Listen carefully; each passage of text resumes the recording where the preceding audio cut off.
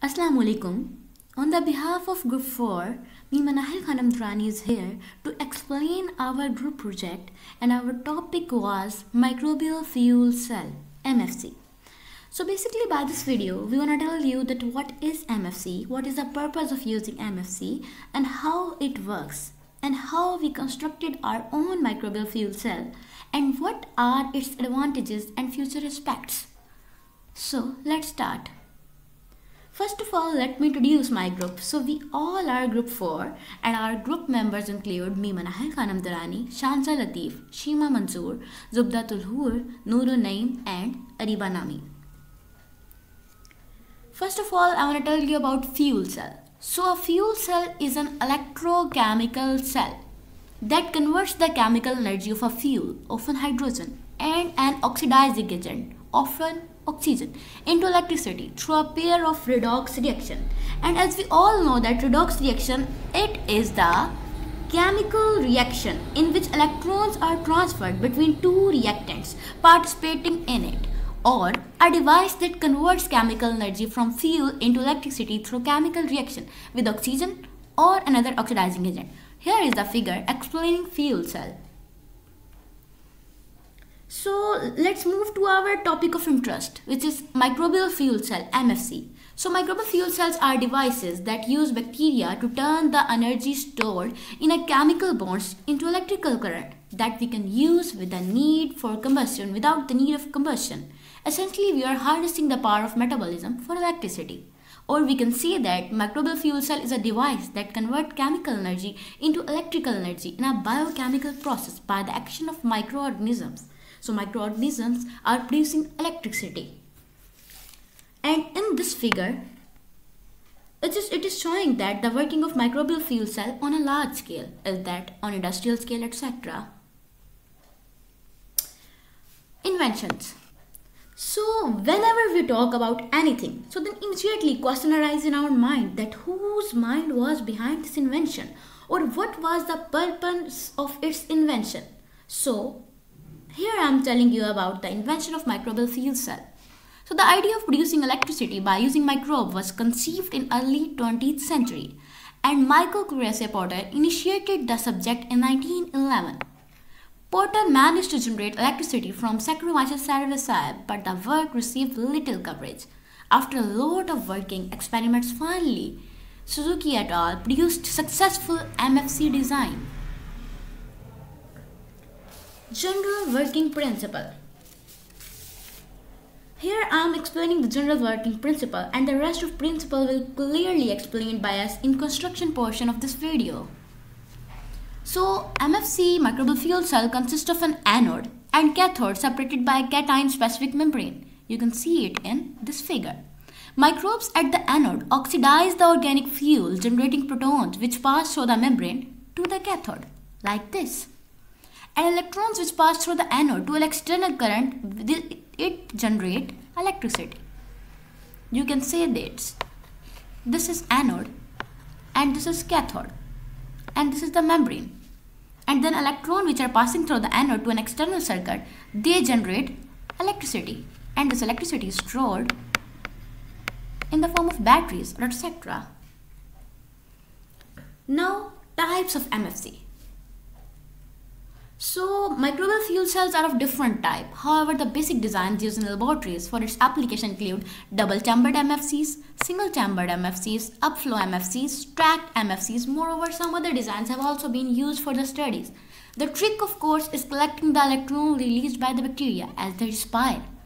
It means that when the microbes respire, they can produce electricity. This leads to two types of MFCs, mediated or mediated-less MFCs. And I am explaining the both of these types of MFC. Mediator type of MFC. Prior to 1999, most MFCs require a mediator chemical to transfer electrons from the bacterial cell to the electrodes. You can see it in this figure that mediator was required to transfer electrons from bacterial cell to the electrodes, which are anode or cathode. This is mediator dependent, assistant dependent MFCs. Next type is mediator-less MFCs. So this type of MFCs does not require any mediator. In this type of MFCs, bacteria are electrochemically active. Their bacteria had the ability to respire directly into the electrode under certain conditions. It means that they do not need any mediator for transfer of electrons. This is the figure of mediator-less MFC, and this is the mechanism of mediator-less MFCs, in which you can see that there is no mediator and that there is direct electron transfer. And it is the mediator-based electron transfer by which electricity can be produced. Now, the factors on which voltage generation may depend. So, it may depend upon pH of soil, temperature, etc. So, the current obtained in microbial fuel cell is dependent upon several factors along with the nature of microorganisms. Like, what is the nature of microorganism? It is also depend on the production of voltage or production of current. So, first of all is distance between electrodes. A distance between electrodes if you are using single chamber MFC. So, the distance between electrodes is also depending on the production of voltage or current generation. Next thing is the density of oxygen near cathode and the surface area of anode. More surface area will gives more attachment of microorganism. Now designing of MFC. Here I am just giving an outline regarding designing of MFC. The things will be clearly explained in construction of our project. Material required. It may include copper and silver wire, mud, which is sample, spatula, anode and cathode wires, voltmeter, neutral wires, and containers. Procedure. First of all, in any procedure, the first thing is sample collection or sediment collection here, and then processing of sample. Next is designing of apparatus. So, I'm starting with designing of apparatus because sample collection will tell in our construction portion. Copper wires and silver wires were cut off same length for using them as cathodes and anodes respectively. Next is two containers A and B were filled with mud, which was collected as our sample, and silver wires used as anode were placed into the mud in an anaerobic environment. It means anaerobic environment was created. Cathode copper wire were placed above the mud to provide aerobic environment. It is important to ensure that cathode and anode are not touching. Means cathode or anode have distance between each other. Next is for the connecting two cells in series, a neutral wire was attached with the anode of cell A and the cathode of cell B, and then the red wire was attached with the cathode of cell A. The black wire was attached with the anode of cell B, while the red lid of multimeter was attached to the red wire and black lid of multimeter to the black wire for measuring electric current. And then the MFC was set at a normal room temperature where they are not disturbed. The MFC should remain at the same place as the movement can disrupt the growth of bacteria. Then we can note our voltage on voltmeter. Next is construction of microbial fuel cell.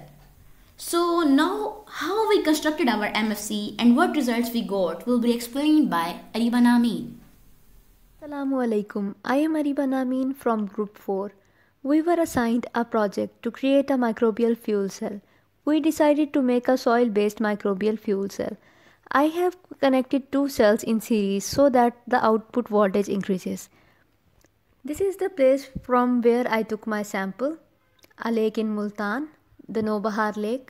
This is my soil sample which I had taken from the side of the lake for the purpose to make MFC. Now I will add a pinch of sugar, a pinch of salt, a little water and a lime to adjust the pH. Now let's get started. To make the MFC we will be needing jars. I'm making single chambered MFC, so we will need this only one. I have this multimeter to check my voltage and current. These are silver wires I'll be using as anodes. This copper wire I'll be using as cathode. This is the wire I'll be using to give connection. Tape for joining the wires, knife to cut the wires, and a pliers. These are all the materials we'll be needing. I have filled the soil in the jars. I have chosen copper as my cathode because its electrical resistivity is 1.7 into 10 raised to power minus 6 ohm per centimeter, and that of silver anode is 1.55 into 10 raised to power minus 6 ohm per centimeter. I will assemble my MFC. The anode must be lower than the cathode.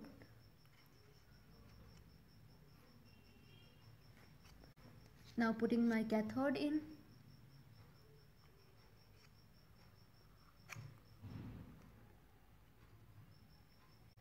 I have kept cathode a bit higher and anode a little lower. I'll do the same with this one. This black wire will act as neutral. I am attaching these two cells in series, the anode of this one and with the cathode of this wire. The connection is being made. That the neutral wire has been attached. Now I will attach this red wire with the cathode.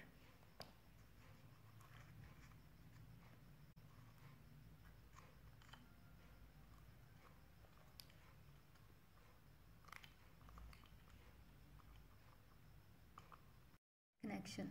The black wire with the anode.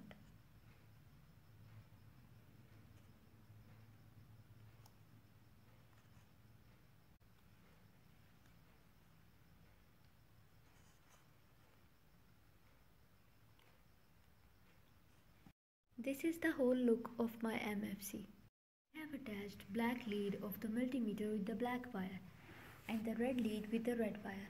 Now I have a measurement. I have hold it on my multimeter. It is showing 1935. It means I have detected a voltage of 1.9 volt. The value fluctuating from low to high. It remains fluctuating. When I hold it, it would be hold and it would be a single value.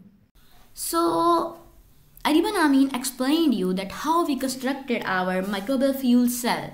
Now I'm telling you that what are observations, what are its observation, what results we observed. So at day first, current which was recorded in milliamperes 928, voltage are 0.9 volts. At second day we record 1.05 volt. At third day we record 1.1 voltage. At fourth day we record 1.2 voltage. At fifth day we record 1.5, and at seventh day we recorded it to 1.9 volt. It was all about observation of our microbial fuel cell, that how much current we produced. The normal current we produced, that it was 1.9 volt. Overall current that we produced, that 1.9 volt. Next thing is limitation of MFC.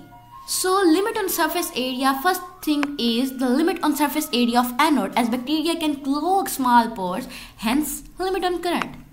Next thing is still not economically competitive, as we all know that it is very much expensive. Next one is power produced way below when compared with conventional cells. Very low power is produced as compared to conventional cells. Next thing is the practical value of maximum voltage achieved is very low when compared to the theoretical value. Or this can be attributed to activation loss, bacterial metabolic losses, or concentration losses. It means that MFC is very limited. MFC can produce current or voltage at very limited scale. Next is the application of microbial fuel cell. So the main application of microbial fuel cell is treatment of wastewater and waste solid. So by municipal wastewater, sanitary waste, organic waste from farms or industry has multitude of organic compound that fuels MFCs. Or about 50 to 90% of organic solids like acetate, propionate and butyrate are degraded. COD up to 80% can be removed and has a high Coulombic efficiency of 80%.